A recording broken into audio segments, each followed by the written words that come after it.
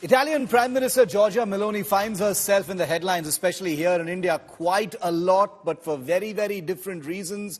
Now she's back, this time making global headlines over a statement that she made some time ago on Islam that has now made its way back to the internet. While addressing an event some time ago, Meloni said that there is no place for Islam in Europe, adding that there is a problem of compatibility between Islamic culture and the values and rights of Europe's civilization. Meloni further went on to slam Saudi Arabia, alleging that the Islamic cultural centers in Italy are financed by Saudi Arabia, adding that it follows Sharia law at home and that Sharia law can never find a place in Italy. Well, the comments by Meloni come after the Italian Prime Minister hosted a political festival organized by her far-right party, the Brothers of Italy, in Rome. The event was attended by British Prime Minister Rishi Sunak and Elon Musk himself.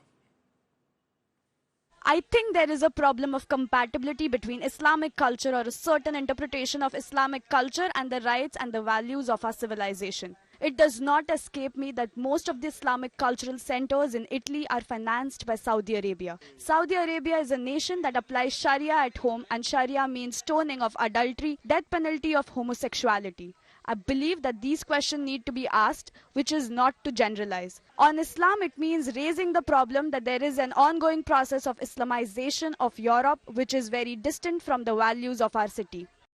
Thanks. Let's go straight across to India today's Foreign Affairs editor Geeta Mohan for more on this. Geeta, Giorgia Meloni belongs to a far-right party. The context perhaps is, a domestic audience or wherever, she was speaking about. But this has obviously lit a big fire.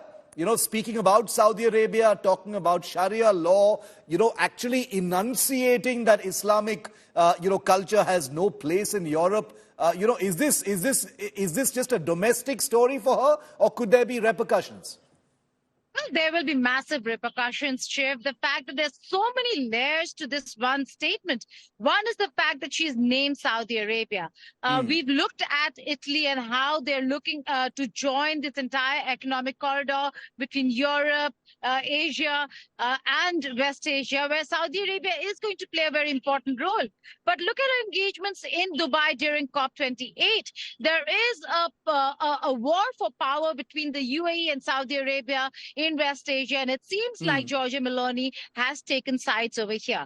On the other hand, look at the domestic politics. This is a conservative leader. Many in Italy say that after Mussolini, she's the first far extreme right-wing leader to have taken over as prime minister. And the right-wing rally that was held had another very important conservative leader from Europe, which is Rishi Sunak, the prime minister of Great Britain. So we are looking at a very steady way of consolidation.